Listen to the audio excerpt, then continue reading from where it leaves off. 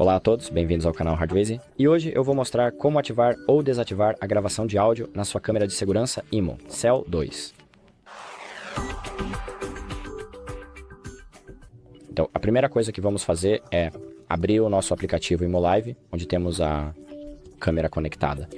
Então, vamos precisar encontrar nossa câmera, deve parecer algo assim. Vou clicar nos dois pontos, abaixo da câmera, e clicar em detalhes do dispositivo. E vamos rolar para baixo até encontrarmos a opção de gravação de áudio. Então deve parecer algo assim. E uma vez que você clique no controle deslizante, ele deve ser ativado ou desativado. Então, neste momento, estou desativando e todos os recursos, toda a gravação de áudio, todos os recursos de áudio serão desativados. E é isso.